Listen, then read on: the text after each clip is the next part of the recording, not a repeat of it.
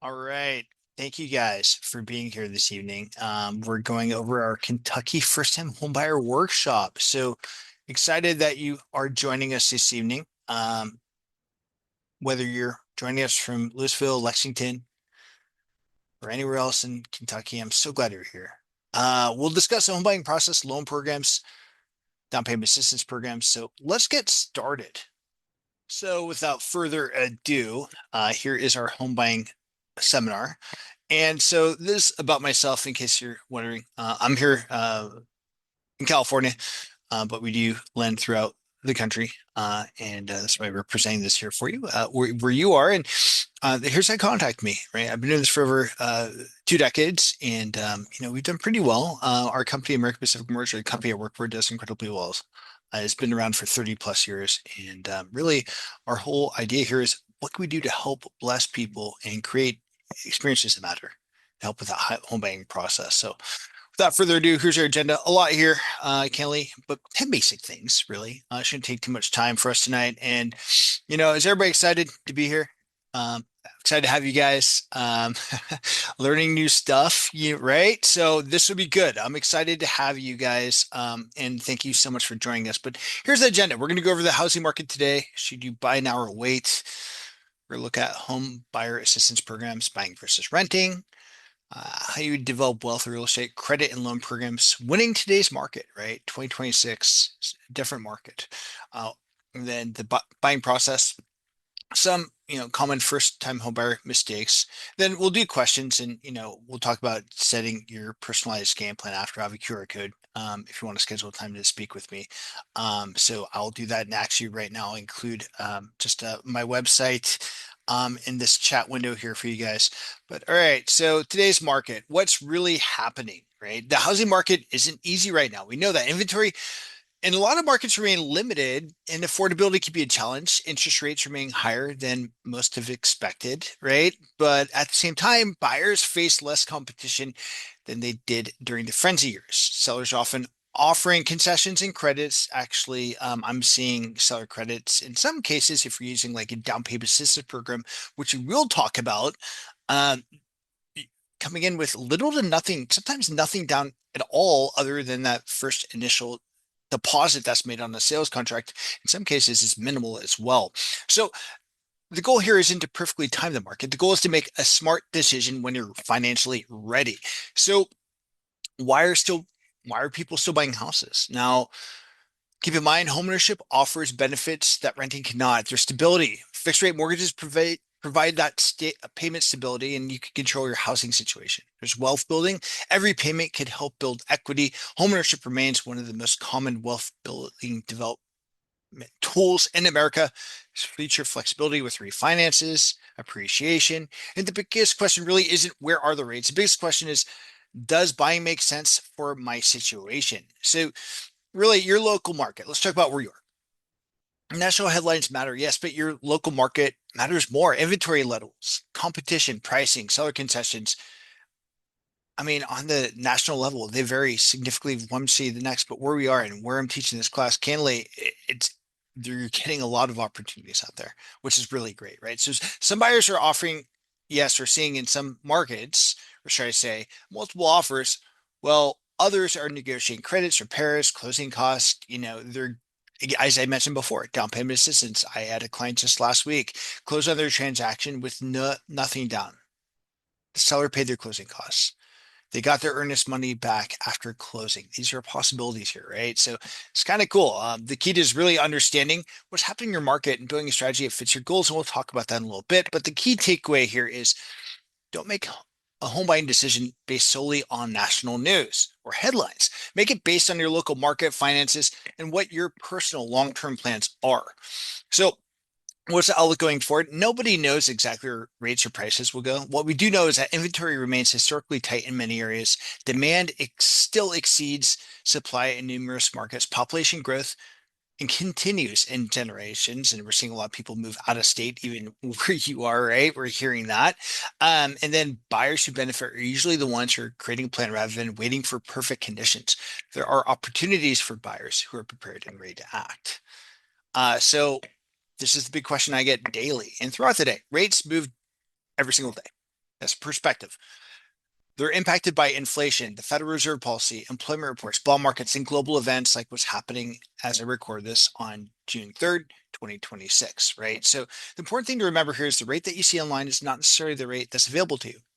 Rate they get in the mail, maybe not available to you. Your financing is personalized. And a lot of times they do these as teaser rates to get you to call, right? So keep that in mind, but it does change day by day. It could be somebody seeing a flyer from last week, right? Versus what's available today, because what we're seeing is a lot of headlines, which is causing the markets to shift rapidly. So what determines your rate? Every buyer is different. Factors include credit score, down payment, loan program, occupancy type, property type, loan amount. And our job here at American Pacific Mortgage is to help you evaluate those options and build the best strategy for your goals. So advantage is of buying versus renting. And I see the comment. Yes, I did bold buying over renting. uh, every situation is different, but understanding the long-term financial impact is important. Renting, flexibility to move, maintenance is typically handled by the owner.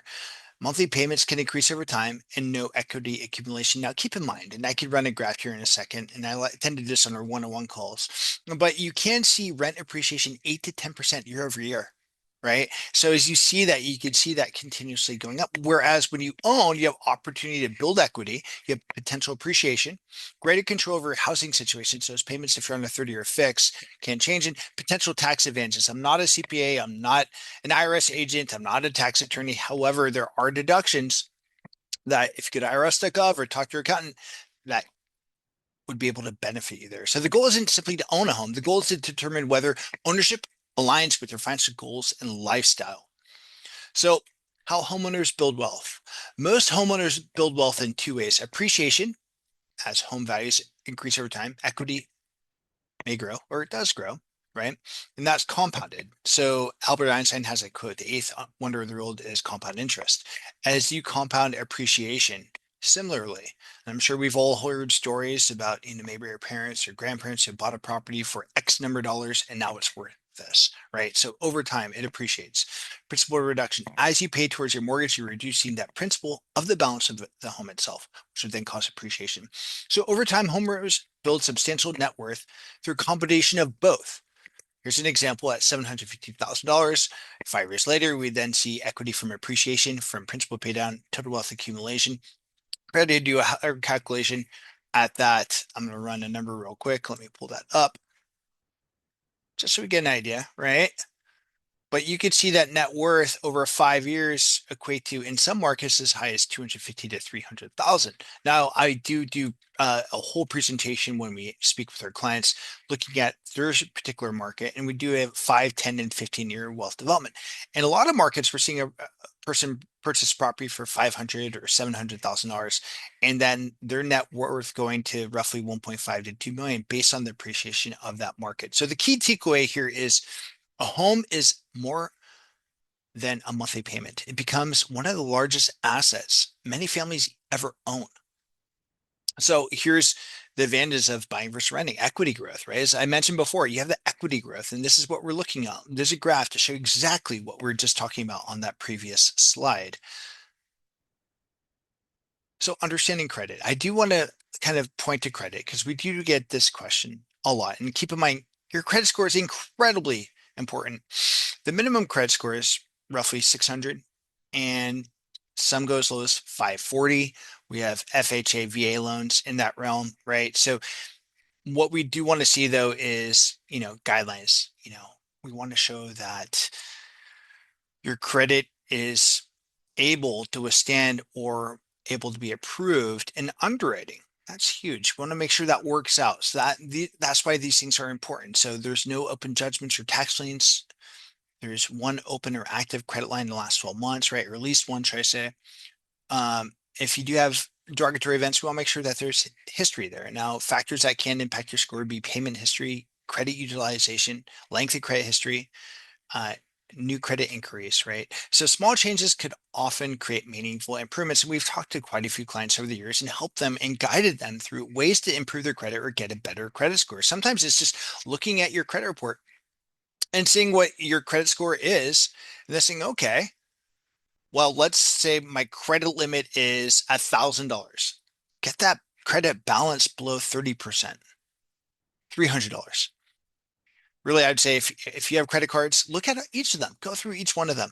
What is your credit limit and what is your current balance? Try to keep it under 30%. That alone is one of the things that can help boost your credit. So credit hacks actually work. Before buying, pay credit card balances down, as I just mentioned. Avoid opening new accounts. Don't finance a new vehicle or get a new auto loan. Keep making payments on time and don't close old accounts. If you have a credit card, keep it open. Let the bank close it for you, right? And but watch it in case there's any annual fee, of course. But those long-term credit accounts that you have open can actually benefit your credit score because it shows that it's open, but you're not using it. But it then creates an on-time payment history because there's nothing on it. So watch it, those bills as they come in, look at it if you can, at least monthly, and don't be more than 30 days late on any credit card or line of credit, auto loan, things of that sort. So, what not to do during escrow: buy a car, open a new credit card, co-sign for anyone, and move money around between accounts without talking to your lender. So loan programs made simple. This is just a breakdown of what's available. Now, conventional loan limits go up to 832,750 now. I remember when I started, it was 417,000, except for Hawaii and Alaska, which was 625. So we saw that because we do see, of course, appreciation in home prices throughout the country, right? Driving factors for that would be places like California. We do see Hawaii again. We do see parts of Nevada. So in some areas, what we call the high cost areas, like in California, you could see a conventional loan middle at 1.249. And keep in mind with these conventional loans, there are loan programs that allow for as little as 3% down. FHA allows 3.5% down as well. So there are various things that we could look at. Now, if you're wondering what a jumbo loan is, jumbo loans are interesting. Jumbo loans allow for anything over that conventional loan limit as high as $5 million. There are also first-time homebuyer programs and bank statement loans. If you're self-employed, there are loan programs that can fit your scenario specifically for you. And really knowing that when you're looking for a loan, the best loan is the one that fits your goals, not the one with the flashiest marketing. So how homeowners build wealth. So we went over that. I apologize, went back there. I don't know why. But winning in today's market, the strongest buyer isn't always the highest offer, right? So keep in mind with that, we have strategy. And this is my point here. Seller credits, they could often reduce the cash needed. Rate buydowns, lower your monthly payment. Fast closings, they'll help stand out to sellers. Strong pre-approvals, better terms, right? Better outcomes. That's just kind of the key takeaway here is strategy beats price more often than people think. And this will help you get set up if you're looking to get started in the home buying process. So as we say that, there are programs that allow for down payment assistance, which essentially is a junior loan that's used for down payment and closing costs. FHA, 3.5% down. In some cases, you could get that 3.5% from down payment assistance. Conventional loans, again, they can, with 3% down, you can apply. And if you qualify for it, 100% financing using conventional loan, right? So repayments typically due when the home is sold, refinanced, or transferred, or the mortgage paid off because it sits as a silent second in most cases behind that first loan. So keep in mind with that, there are income limits based on your geographic location, sales price limits, credit score, and debt to income ratio requirements. Now, as we look at down payment assistance programs, one of the biggest misconceptions in home buying is that you need a huge amount of cash saved up before you can buy. A lot of people don't get that you can get away with less than 20% down, right? So many buyers qualify for assistance programs that help with down payment funds, as I mentioned, closing costs, reduce cash to close requirements. And the programs vary by state, county, city, right? And there are quite a few in your state that we could talk about. And that's why, of course, when we have our consultation, we'll go over that. So potential options include state housing agency programs, local and city, county assistance programs, forgivable assistance programs where if you don't pay the payment or if you don't sell or refinance within 5 years, it's actually forgiven. And most folks are really surprised to learn that they qualify for the programs they didn't even know existed. So the key takeaway is, again, don't assume that you need 20% down or even 10% down to purchase a property.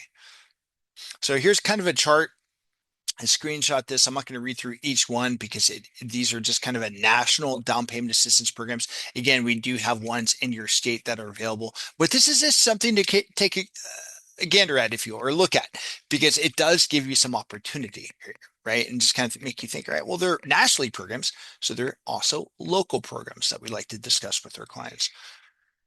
So here's an example. Let's say you're purchasing a property for 700,000. The requirement's 3.5%, base loan amount 675. You have the mortgage insurance, which is put on the loan amount. Here's your monthly payment, right? With just assuming tax insurance included. Now, keep in mind this $24,500. That is, if you're qualified, or could be, your down payment assistance. What does that mean? 100% financing. There are still closing costs, and that's why on that previous slide, before I started talking about this, we mentioned seller credits, right? Or the possibility of negotiating the price for a seller credit, seller paid closing costs. These are things that are available, right? These are things that could be negotiated with a solid agent in your market. And we'd love to introduce you to one of those, but that could certainly help, right? So state specific programs, as I mentioned, they in some cases allow for as much as 5.5%. So in some cases, they may cover closing costs. There are programs that allow for not just first-time home buyers to use the grant programs, right? It could work with FHA, VA, USDA, and conventional financing. And then in some cases, FICO scores as low as 640. I've seen them as low as 580, depending on the qualification of the buyer. Debt-to-income ratios, which is the amount of money that you earn versus what you pay on a monthly basis, up to 50%. Not always the lower of that, which often tends to be the case with some of the programs that most folks know about. So again, eligibility is a big thing. And that's why it's important to really find out what works for you, right? And so the eligible property types may include a 1 to 4 unit homes, condos, townhomes, and manufactured properties. Not a mobile home, but a manufactured property where it comes with the real estate. So there are community select eligibility programs or hero type programs, which are for those who are public servants, those that bless our communities. So that'd be medical and healthcare workers, law enforcement, medics, firefighters, those that work in education and other eligible public service or workforce categories. So here are the 6 steps of home buying. So escrow for most takes 30 days start to finish. With us, in some cases, we're closing within 14 to 15 days as long as we have everything set up. So it starts with that pre-approval, right? You start looking for a house. And so when you get pre-approved, we want to go over your finances to get you started, to talk about your budget, to talk about how high you can go. Yes, high five. Great to know. What do you want to spend? You start hunting for a house. Let's say that's week 2, right? Maybe you go into week 3, you enter in escrow, and then that's where you start the formal underwriting processing, where you order their appraisal, inspections, get your loan approval, and work to close the transaction. So as we go through this, the pre-approval, what we look at, review your income and employment. Again, we look at your credit, look at down payment, and then we get you pre-approved. But in that discussion, that's a discussion that we like to build out a presentation specifically for you that looks at a total wealth analysis. So you can see exactly what things look like to build your comfort so you know, hey, is this something you could do? Are you comfortable with it? How high could you go? Great. You're pre-approved for 2 million. But if you're only okay with 500,000, we're going to talk about that. Right? We wanted to talk about what's going to bless you, fit your budget, and meet you where you are. Now, house hunting, that's the next step. As I mentioned, there's hundreds of properties online.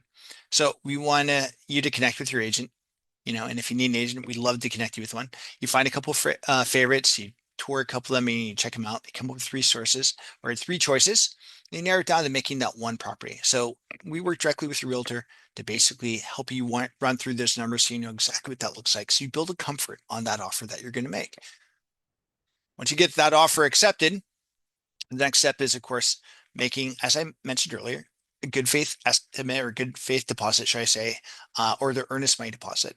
And so that's where you put in good faith, hey, I'm putting this into an escrow account with an escrow officer to basically be held until we close escrow. That's where you order inspections, appraisal. We're at that time underwriting the transaction. We gather your loan documents, underwrite and finalize your loan, and then you get final loan approval. If we have everything moving quickly, we could do this in about 2 weeks, as long as we have responsive parties. That's the key, right? So understanding contingencies, this is something that protects our buyers, but a contingency is something that, hey, I'm working to get this closed, but I have an appraisal contingency. I want to make sure this property appraises before I buy it, appraises for what it should, what I'm buying it for, and it protects you, right? The loan can same thing. We want to make sure we get a full loan approval. In most cases, we're actually doing this before you make an offer because it will help you be more competitive or help with negotiations. But a loan contingency will protect your loan on making an offer or in an offer situation where if, for whatever reason, the loan doesn't get approved for this specific property for whatever reason it may be, right? You're protected as a contingency. And then, of course, inspection contingency similarly will make sure that, of course, you investigate the home's condition of the property. So again, every transaction is different and will help you balance the protection with a competitive offer. And one thing we like to shine at is being as competitive as we can be when it comes to making an offer. So here's really what happens in the underwriting side of things, what we do, right? So we verify your income, review your assets, we verify your employment. The appraisal is then completed and the loan conditions, if there's any conditions like, hey, can you get me an explanation for this address that you lived at in 2008? We request that, right? Simple things. It's really not as hard as most folks think. We get final approval. So again, you can help. The faster documents are submitted, the smoother and faster the process. And our promise to you is that we communicate every step of the way and keep your home purchase on track. We're good at that. We like to check in at least once a day, answer any questions that you have, right? That's one thing that we're transparently really, I think, efficient in is continuously following up. If you're looking for houses, we want to check in once a week. How's your home search going? Do you want me to work anything up? While you're in escrow, we tend to follow up with you every day because we want to make sure your questions are answered. And it's the biggest purchase you ever make. As we hit that final approval, we want to basically work towards getting everything done, getting the loan docs out right. So this is that final step down here, and you're clear to close, which is that next step. So you're basically at that point, you're wrapping this up. You're not going to be alone. Of course, we're here for you, as I mentioned, every step of the way. So the final step is life after closing. We'd like to be your mortgage advisor for life. We're here to help you build wealth, create security, and achieve your goals. So as things appreciate, we're going to go over, hey, here's a report. This is what your equity is doing. At least that way you know what things look like and you see, okay, this is great appreciation. This is awesome. Building equity with every payment, we'll guide you through that. We could even do, we actually do a yearly check-in to go over, what's going on with your financial situation. If you're looking to refinance or purchase a property in the future, we want to be a part of that transaction. Really, what we want to do is help you grow your wealth. And if you're diversifying your portfolio in real estate, we want to be there every step of the way for you. So here are some things just to be mindful of. The biggest first-time buyer mistakes that I see is one is waiting for the perfect interest rate. Interest rates, I mean, they move all the time. The idea is what can we do to get you started with the purchase, that you're comfortable with the payment, and that knowing that when the opportunity comes to refinance, if rates are a little bit higher, let's say, we want to be able to take advantage of that, right? Mistake number two is assuming that you need 20% down. As I mentioned, there are down payment assistance programs or programs with as little as 3 to 5% down. Mistake number three is looking at homes before getting pre-approved. You want to make sure you know what that looks like. If you're looking at a house and you're going to make an offer on it, it'd be good to know what that payment's going to be, right? Number four is opening new credit accounts during escrow or buying a car before closing. And then, of course, number six, not asking enough questions. We like to follow up and answer any questions you have. And so most of the costly mistakes can be avoided with a solid plan and the right team. So I do want to answer your questions, but before I do so, I want to point out two QR codes here. One is the top box, schedule your call. And I'm going to record this. So if you check it out later and you're watching this, on posted on YouTube, and you're like, oh, wow, I could connect. Yeah, right there. You can schedule a call with me. And we'd love to talk to you about financing, what things look like, answer any questions you have. And if you'd like to get pre-qualified, talk you through that process as we did through this presentation. But if you'd like to already get started with your free soft credit check pre-qualification, meaning it's a soft credit check, it's not a hard check, it won't hurt your credit, but you can get pre-qualified. That's the link below for the application link. So you can do that as well. My contact information is also in the box to the right there. So if you have any questions on anything and you weren't on this presentation, or if you are on this presentation and you have a question and maybe you don't want to ask it in this group, I get it.